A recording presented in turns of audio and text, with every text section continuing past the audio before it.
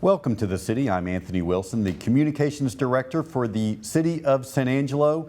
And today we have a special guest, a special announcement. We have with us the Dean of City Employees with 44 years of service. That is right, 44 years of service. I'm talking about our Municipal Court Judge, Judge Allen Gilbert. Judge, thanks for being with us. Hey, thank you for having me today.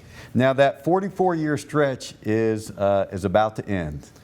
Yes, sir, it is. February the 28th of 2019, next month, I will be retiring from the Municipal Court and moving on with another chapter in my life.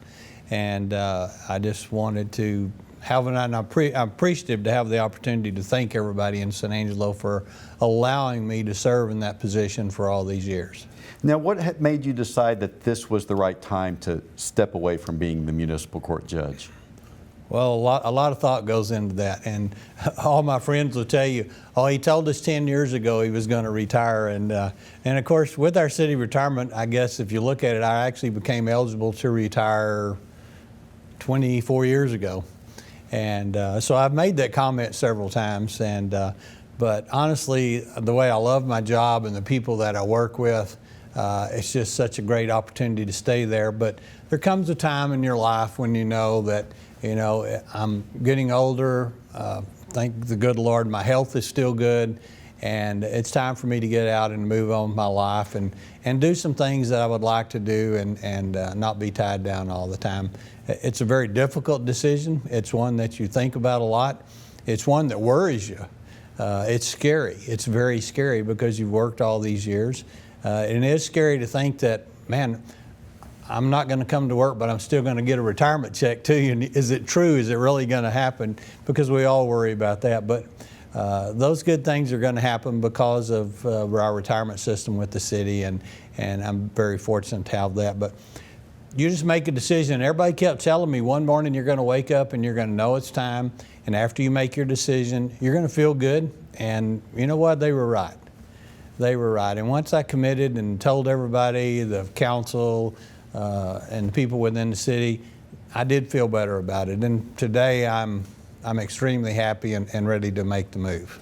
You mentioned that you love the job and you love working at the court and you love the people that you work with. What do you love most about being municipal court judge? Well, there's a great opportunity in our job to help people and to people come in. The state's tied our hands as judges quite some time back. We used to could do a lot more things to really benefit and help people a little bit more, but we still deal with a lot of juveniles, and juveniles are very important because they're our future, and I think that we need to have the opportunity to spend as much time as possible with these individual kids. It can take one action can turn a child and can make them do better, which leads them to becoming a productive citizen. And we don't ever know which statement it's going to be, what action we're going to take, but we can do as much as we can do to try to put that child back on the right road. And we spend a lot of time individually with kids and their families. We have programs, and we're constantly looking for programs to put the families into, the kids into, and so that's beneficial. Not only that, but even people that have city ordinance violations, cleaning up their property, working with them. People don't always have the means to do these things, and so in the court we can give them some more time. We can add some other things to it. We can help them. And it's simple to just find somebody, say go pay your fine, take care of your problem, but I don't think that's the kind of court the city of San Angelo wants, and I hope that's not the kind of court we've been. Because we want to work with people. We have a community garden that our juveniles can go work in and have for almost 30 years now. We'll raise sometimes as much as 5,000 pounds of vegetables in that community garden that will go to the food bank, will go to the soup kitchens to help our community. So the kids get to work their charges off, they get to learn, and they get to help the community. And as years have gone by, we now have to have classes before we do the community garden. This is a rake, this is a hoe, this is how you chop a weed.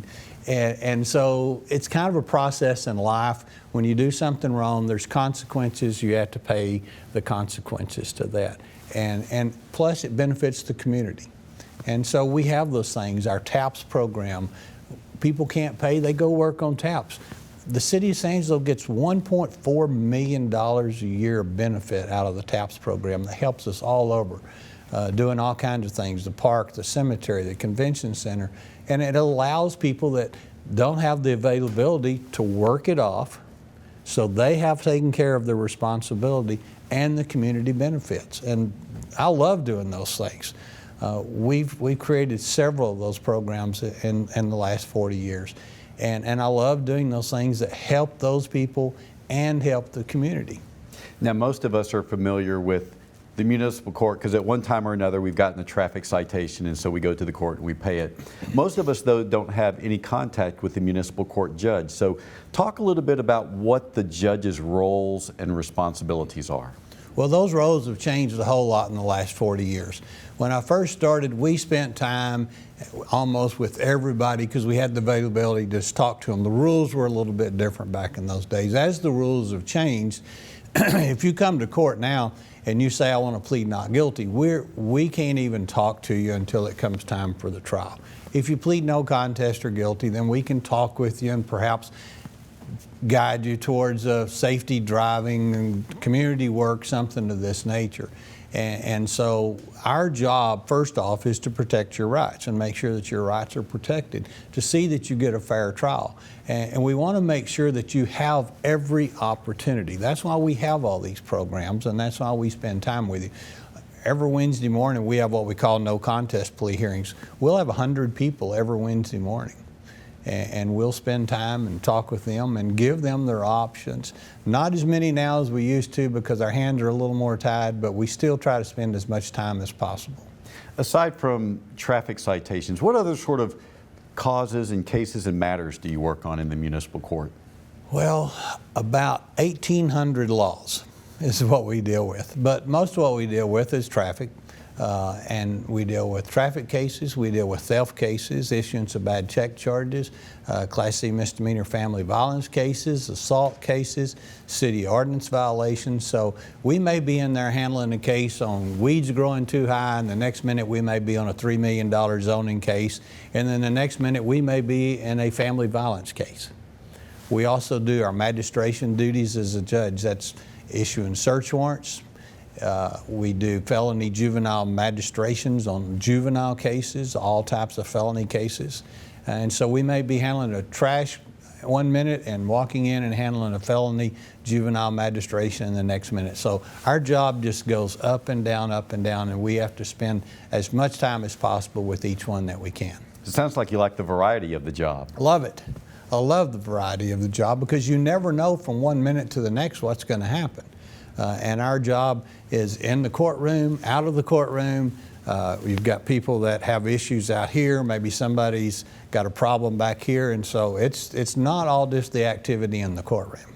Now, your city service actually began prior to 44 years ago. In 1974, you ran for and won a seat on the city commission at age 21. What sparked you to run for what is now called the City Council, but was then called the City Commission? Well, I grew up in Lakeview. We'd never had, in the history of Lakeview, we'd never had a city commissioner elected. It was citywide, so in order to get elected, you had to be elected in 30 some odd boxes, and just like the mayor runs citywide, and it was all that.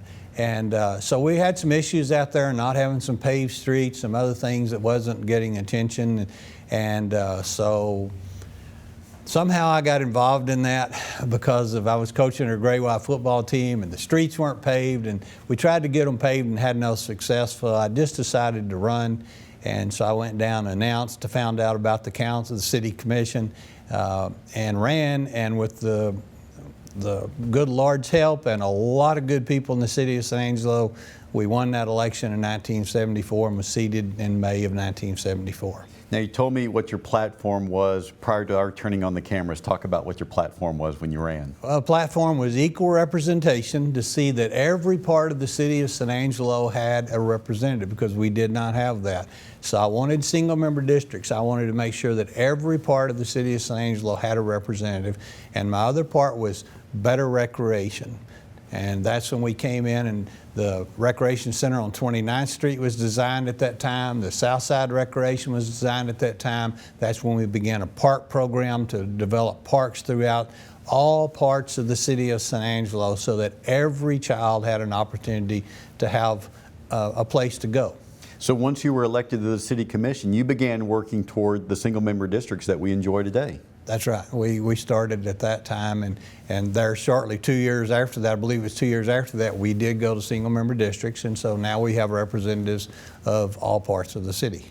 So how did you end up transitioning from being a member of the City Commission to being the city's municipal court judge?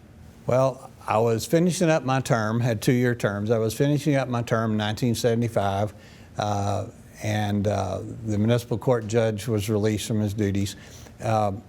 Kenneth McNeese, who the McNeese Center is named after, and Jack Denton and some of the other people in the city council at the time, I remember Jack telling me, "Gilbert, I think you can do this job." And so they talked and talked, and so I went and visited the court, looked at the things, visited with a justice of the peace and some other people, and afterwards said, "You know what, I think I can." And so I put in my application and I got hired. I was 22 years old at that time. 22 years old, all of a sudden you're thrown into this court system. Were you intimidated at all at the time? Well, yes, I have to admit there was some bit of it. I'll never forget because I got appointed on Tuesday, and Wednesday morning we had jury trials. Oh, wow. I'd never seen a jury trial in my life, so I took home every book that afternoon that I could find on jury trials, and I read all night long. Drew out everything I had to do, and Norman Barr was an attorney here in town at that time, and he was the lawyer on the very first jury case I did. And Norman was such a gentleman, but fortunately I had done my homework and we got through the whole day of jury trials without any issue, and so we went from that point. But Norman was such a gentleman that day, and I appreciated very much what he did. But we did okay. And so we didn't have schools for municipal judges at that time. There was no certification of any kind. You didn't have a requirement of education. But shortly thereafter, in 1977, the state developed a training program. But before that, I talked my way into one of the Justice of the Peace schools, and they let me go, and so I got some education there. And then we began our schools in 1977 with Texas Tech.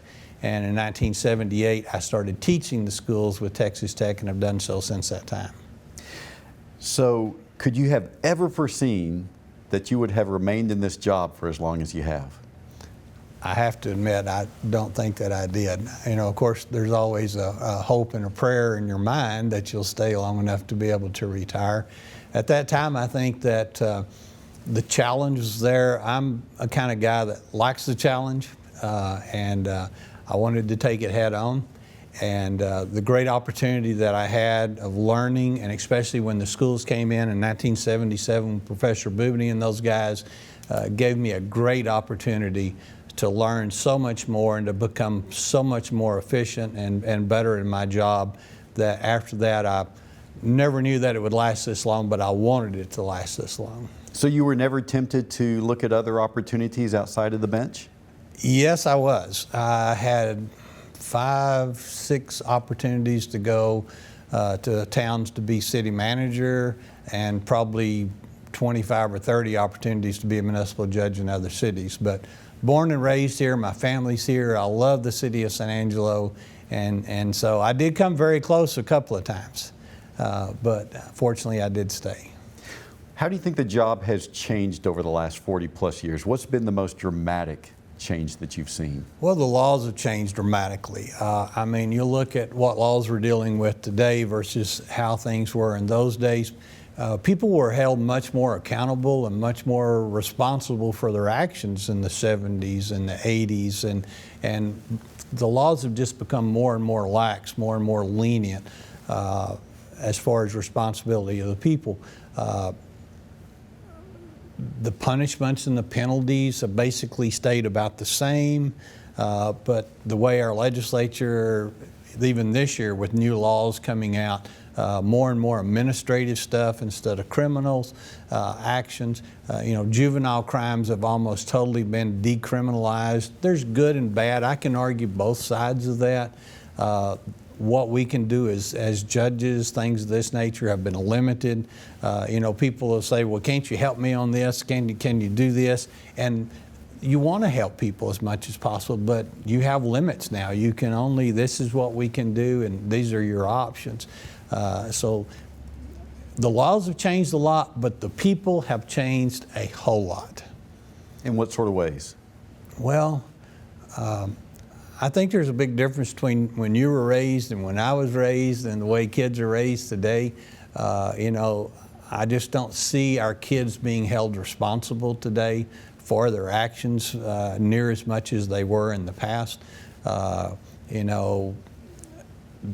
You owe me syndrome, things of this nature have just changed the way that people look at the world. And in the courts, that really doesn't have a place. It's not always black and white. There's some gray in the middle there. And of course, TV shows, people think that we're like Judge Judy. Well, Judge Judy's not a real court. It's a different world out there. And things are a little bit different. And we hold people accountable and we hold people responsible, which is what society, I still believe, wants to happen. But how we do it has changed a whole lot. And the enforcement, even by police or other agencies, has changed drastically. What's a typical day in the life of a municipal court judge? What does your work day look like? Well, get to work early, 7 o'clock or so, get things started, be there when everybody comes in, look at what happened the night before, because it's going to tell us what we're going to have today, especially on Monday after a Friday, Saturday, and a Sunday. We're going to begin cases at 9 o'clock. But getting everything ready, the clerks will have everything ready. The people that I have the opportunity to work with are so great. They are so educated in their jobs, so well prepared. It's like a Singer sewing machine. It just keeps on rolling, and everything is scheduled out. We have a daily Monday, Tuesday, Wednesday, Thursday, Friday schedule, and we know exactly what's going to happen at certain times. But you'll start at 9 o'clock, go through trials. Depending on if you have bench trials or if we're doing plea hearings or juvenile cases, or it's all going to take place, and then you're going to finish up about time for lunch, and then you'll go to lunch, and then you'll come back and you'll start up again at 1 and you'll go to that time. But there's a lot of things that happen in between, because you've got a person that's got an issue out here and you're going to go do this. Judge Daniel, the associate judge, he handles most of the cases. I told him when he came on board that he could handle most of the courtroom, and when he caught up with me, we'd split it 50-50. But I have all the administrative stuff, all the personnel. In essence, we have a municipal court. We have the clerks, the judges, the city marshals. We handle the graffiti program, the parking program. We handle the TAPS program. So we have 6 different departments within the court, and so my job is to maintain all of that with the vehicles, the manpower. Everything has to be done. So my job consists of about 80% administrative and 20% judicial. You mentioned about the personnel matters, and you have a lot of employees who've put in 20+ years of service to the court. And I know from being over there, they're very dedicated both to their purpose and to one another.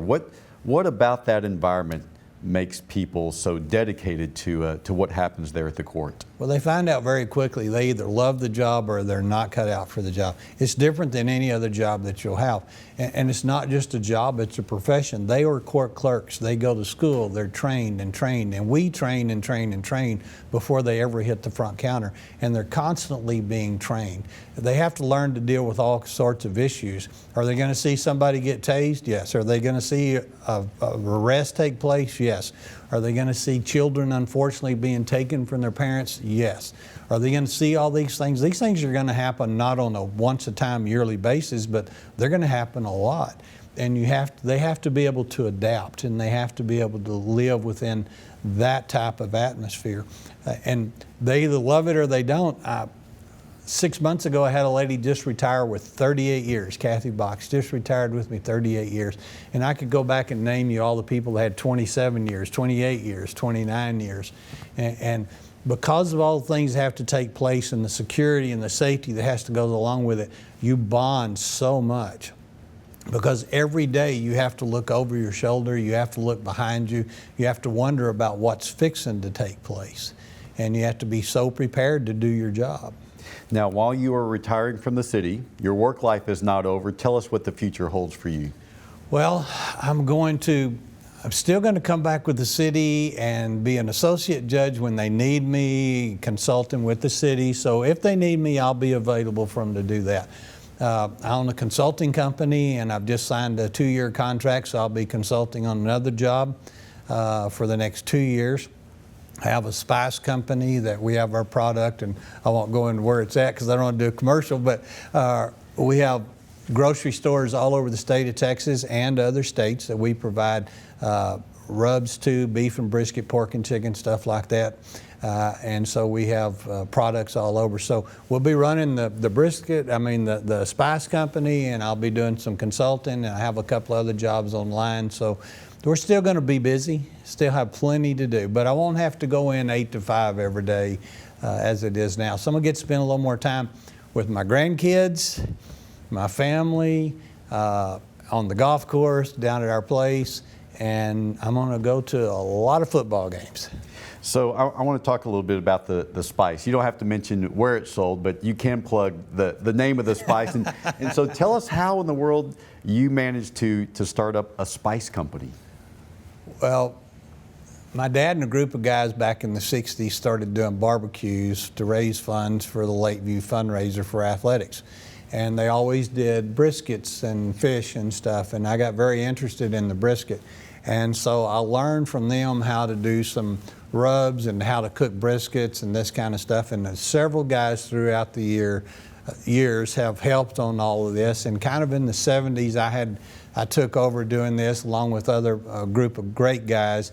And so we'd cook. In fact, we have a pit that holds 135 briskets. Wow. And so we cook for them. I've taken the pit, cooked for other schools around the state, and just cooked for fundraisers so that they can raise money. And during that, I learned about making rubs and started experimenting, and for years, and the coaches who had been here and coaches all over the state would call and say, send me some rubs, so I'd send it and send it and send it. Well, it got to where it cost me a whole lot to send it, so I thought I'd bottle it, and I did. And anyway, it went from there to a business. And all of a sudden, we're in the grocery stores, and we have a rub that's called West Texas Rub Judge's Choice. Very good. And you mentioned about the consulting. So what sort of areas are you going to be consulting in? Well, right now we're doing consulting and reorganization of a company. And we have a couple of other jobs for other court systems. We've done over 100 consulting jobs in the past 20 years. We do all types of consulting, security consulting, consulting with organization, personnel, policies, procedures. We can take a court and start at the very beginning and redesign that whole court all the way to the end. And you also mentioned to me before we turn the cameras on, you're going to continue sharing your expertise by continuing teaching some courses statewide. Yes, I spoke with the Texas Municipal Court Education Center just this week, and they asked me to continue teaching, and so I will continue to teach with them over the next few years. And you mentioned about attending a lot of football games. Maybe not everyone knows that you have a son who's kind of a big deal college football coach. Sterling, both of my boys, Brady and Sterling, both were coaches. Brady decided to be a family man. Sterling wanted to continue on. And Sterling is now the head coach at McNeese in Louisiana. And, he's been all over the United States, and Dad follows him. But now I can really follow him. And in fact, I'll be going in a few weeks to spring training, which I do every year. But this year I can stay as long as I want to. So, Judge, what do you think you're going to miss most about being San Angelo's Municipal Court Judge? Well, first off, I'm going to miss the people I work with. They are just the greatest, most loyal group of people that any person could ask for, to have them working with you, and they're just wonderful. I'm going to miss the people that I deal with. There's a lot of those people that I've seen. I've been there so long, I'm seeing grandkids of people that I first saw. But a lot of those people, you deal with them, and they have issues, and you deal with those issues. There was a gentleman came in the other day, and he goes, Judge, it's been almost 10 years since I've seen you, but I saw you my first time when I was 16. And I go, how old are you now? He said 71. So, it's just kind of a relationship, and you deal with these people, and you have to love the people that you not only work with, but the people that you deal with. People make mistakes. Just because they commit a crime doesn't make them a bad person. And we have to be able to work with everybody, and I'm going to miss that. I really am going to miss that. And going to the schools and talking, local schools, talking to groups, talking to people, I'm going to miss that, because it's an opportunity to educate our people and to answer questions that they have. People ask questions all the time. What about this? What about this? And I love being able to explain that to them. So you mentioned your final day as a city employee will be February the 28th, and then there's going to be an opportunity, if the public wants to come out and honor your service and wish you well, there's going to be an opportunity to do that. March the 1st, 3 o'clock, 3 to 5 at Fort Concho in the commissary. We're going to have open my retirement presentation or what at that time, and anybody would like to, I would love for you to come by and visit with us a few minutes. It'll be a come and go. Just a great opportunity, because I would like to say thank you, and I want to say thank you to everybody in San Angelo.